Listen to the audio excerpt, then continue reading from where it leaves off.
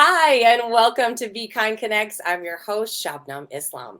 It's a new year, and we are celebrating Veganuary all month long with a special series of Connects interviews asking our Vkind community why they went vegan and how it's changed their lives. And our guest today is Brooke all the way from Florida. It is awesome to have you, Brooke. How are you Thank today? you. I'm good. I hope you're good as well. I'm great. It's rainy here and it's sunny there, but that's okay. I'll take it. Mhm. So why don't we dive right into it? What Okay. was your why? Why did you decide to shift to a plant-based lifestyle? Yeah, so I think when I was in undergrad college, I had I lost my grandma and I went through some really bad grief. And one day I decided to try a new diet because I felt like maybe it was like my diet contributing to the anxiety and the depression that I was feeling in contribution to the grief. And long story short, I tried it for one day and then I never looked back. It's been about almost 6 years, and veganism is one of my favorite things I've ever done. I love sharing it with people, and I love sharing my passion, and also most importantly, sharing that we don't just eat grass. Like, we eat exactly what everyone else eats, but we make it in so a way that animals don't get harmed from it.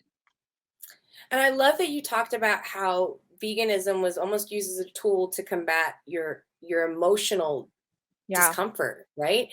for sure. Did you find that it really worked for you? Oh yeah, for sure. I don't think I've experienced depression like I had back 6 years ago. I haven't experienced that since then. So I definitely think that what we put in our bodies contributes to the way that we feel and our emotions. And I think it changed a lot of things about my life and my body and my mind and my mental health. Now, you were in college about 6 years ago. So does that Yeah, make you a millennial? Are you a millennial? I believe so. Okay. But how do you think veganism really impacted people in your age group? Like, was it out of the box to go vegan while you were in college? Did your friends say anything about that? Oh, for sure. I mean, I was in a sorority at the time, and I think a lot of girls were just very confused, and maybe they thought it was just like a quick way to lose weight, like one of those kind of fad diets. And I think the way that I explained it was just, or I still explain it to this day, it's just I don't eat anything that has a mother. I feel like my body is not a graveyard, and I don't like to put things in my body that harm animals and stuff like that. So I think it was very taboo at the time. So the way that I explained it, I think helped. And now a lot of people in my life are very supportive. My fiance is not vegan, but he loves to eat vegan and take me to my favorite vegan restaurants. And I have such great support. So I think it's all in the way that it's not what you say, it's more like how you say it. Absolutely. And do you find that did you have any influence over your sisters or your friends that were in college when you made that transition?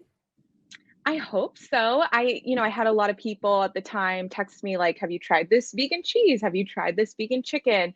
And now, for example, like my own real life sister and my family, they know all the alternatives and what is good and what is not. And they can go to me and be like, "Have you tried this product?" And I'll be like, "Yes, this one's good. This one's maybe not so good."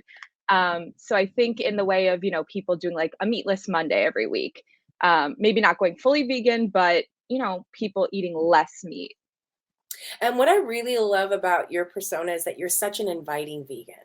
Because often when people talk about veganism, it's either, we can turn people off through our Yeah, excitement, right? And our for and our sure. education. And that's not the intention. And so what I love to hear from you is that you are really inviting people into your space so that they become knowledgeable about it and they Yeah. are accepting of it. And how are you finding that that's working, bringing people into more of a plant-based lifestyle, even if they're not fully vegan?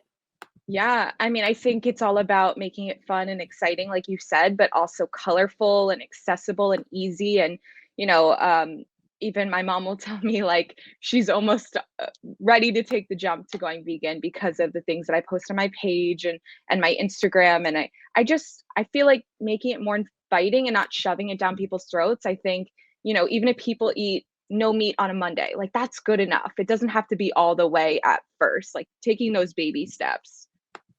And I love how you talk about how you're doing this on your own. You're inviting people through Yeah. through what your own platform, Give Me Vegan Food Yeah. Please. So tell us what we can find at Give Me Vegan Food Please.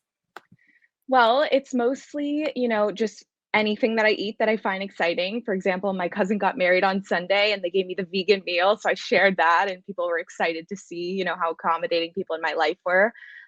Sometimes it's recipes, sometimes it's restaurants. One of my favorite restaurants is Planta. So I post about them all the time. Things like that. But really, I try to just show myself. I am a mental health counselor, I'm a therapist. So I like to incorporate some affirmations and mental health stuff. So I think it's just very much just me and an Instagram page, and I like to make it fun. I love how you bring in mental health because Yeah, so much of our proper nutrition has an impact on how we feel and for sure. how we process physiologically. Yeah. So, as a mental health counselor, are you using a proactive, like integrated approach using Mhm. plant-based medicine as medicine? I don't currently. However, I think a few of my clients know that I am vegan, and they'll always kind of be like, "Oh, have you tried this? Have you tried that?" Usually, typically not in my practice because I work primarily with kids with mental health disorders, but it's something that I want to do later on where I work with a vegan community and maybe do some therapy in that space. So, what has been the biggest change for you that you have seen since you've gone vegan? Oh, I think mentally. I think anyone who knew me in college back then would if they knew me now, they would think I'm a totally different person. I think this was where my life was meant to go, becoming a vegan and inspiring others to either go vegan or dabble in veganism. And it, going vegan is one of my favorite things I've ever done. I don't think it's my whole personality, but it's definitely a large part of it. And I'm so beyond passionate about it. And I think one of the most amazing things that's come from my Instagram is being able to talk to people like you and engage in this space and just be part of the conversation. I mean, it truly does build a community, and we're so excited to have Yeah, you as part of our Vkind thank you. community, Brooke. We absolutely adore you, and um, Thank you. I think that's the thing is that when people talk about things like they're passionate about, like religion, right? I see Yeah, veganism. This might be a qualm of something to say, but as my religion, it guides my ethics, my morals, my values. sure. It's truly been a moral compass, I think, Hmm. in the choices that I make day in and day out, and you the same. So, Hmm. what have been some of the greatest relationships or experiences that have come about for you since you become vegan? Well, I think it's just meeting people, on Instagram. For example, vegan queen Erica, I met her through Instagram. She's primarily based in Boston, but just like the sweetest girl I've ever met, and someone I wouldn't have met if I wasn't putting myself out there like this. And, I think at times being on social media can be scary and intimidating. And I often find myself kind of having like imposter syndrome, but the relationships that you can build out of this is just, I think, the reason to do it. I couldn't agree with you more. So, would you say that your veganism why now is because of community? Yeah, for sure. Definitely. And so, what key notes can you give? Three key strategic things you can get from Mm. someone who is not into veganism and to start dabbing their toe into some plant-based stuff. I would say, maybe look up your local spaces, local vegans, maybe who are on Instagram, who are on TikTok. TikTok's really, big right now. You can find recipes, maybe try a recipe. I would say psychoeducation is always key. Do research, talk to vegans, listen to podcasts, things like that. And then I would also say, like, I don't know, maybe trying a meat alternative at the store if you're feeling crazy one day and you're not into vegan stuff. Impossible nuggets, I think, are better than chicken nuggets wherever.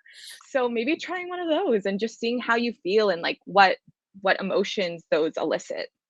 Absolutely. Now, as a Yeah. mental health advocate, what are Yes. the top, let's say, 3 to 5 foods that you think have been the best to assist with calming your nervous system? Hmm. That's a good question. I think for me, tea is really key. I love tea.